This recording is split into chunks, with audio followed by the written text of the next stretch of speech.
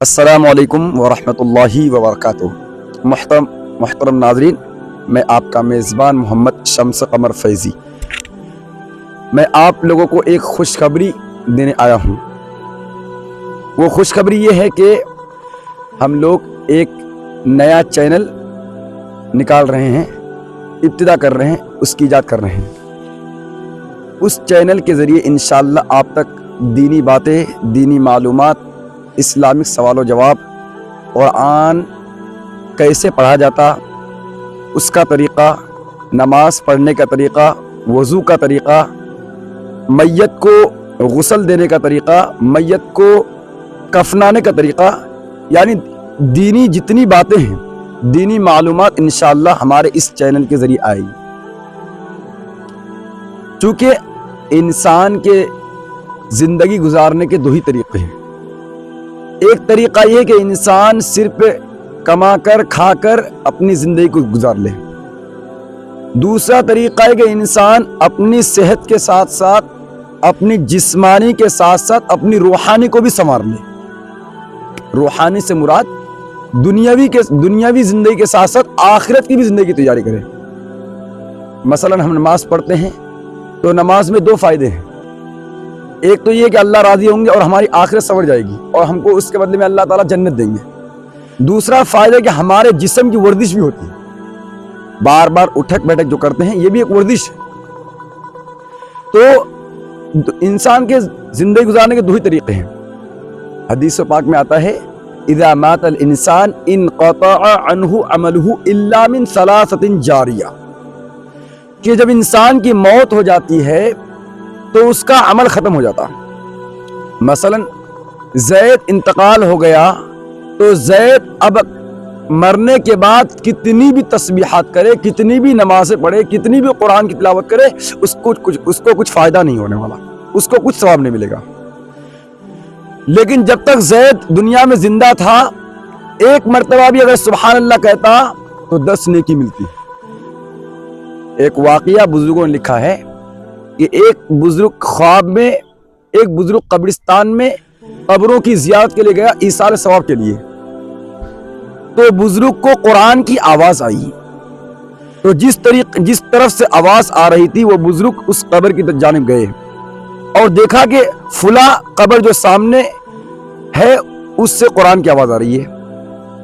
تو بزرگ نے اس مردہ سے بات کیا کہ تم مردہ ہو کر قرآن پڑھ رہے ہو، قرآن پڑھ رہے ہو تم پیچھے مردہ ہو کر؟ تو اس جو قرآن پڑھ رہے تھے، مردہ جو تھا قبر کے اندر تھا، اس نے کہا کہ میں ہاں قرآن پڑھ رہا ہوں، مجھے جو سوال کیا منکر نکیر نے، جو سوال کرتے من ربک ما دینک من نبیک، میں نے ان تینوں کا سوال اچھا جواب دے دیا۔ اب اللہ تعالیٰ کی طرف سے مجھے اجازت ہوئی کہ تم نم کنومت العروس، تم دلہن کی نیند سو جاؤ، آرام کی نیند سو جاؤ۔ تو بزرگ فرماتے کہ میں نے کہا کہ میں سو کر کیا کروں گا، اس سے اچھا مجھے قرآن دیا جائے، میں قرآن کی تلاوت کروں گا۔ تو بزرگ کو قرآن دیا گیا، قرآن پڑھے۔ تو بزرگ نے جو مردہ تھا اس نے زندہ آدمی کو کیا کہا کہ میں اب تک 10,000 قرآن پڑھ چکا ہوں۔ مردہ آدمی نے زندہ آدمی سے کہا کہ میں اب تک 10,000 قرآن پڑھ چکا ہوں۔ جب اس نے سنا، جو زندہ تھا، اس نے کہا کہ سبحان اللہ، آپ نے 10,000 قرآن پڑھ لیے۔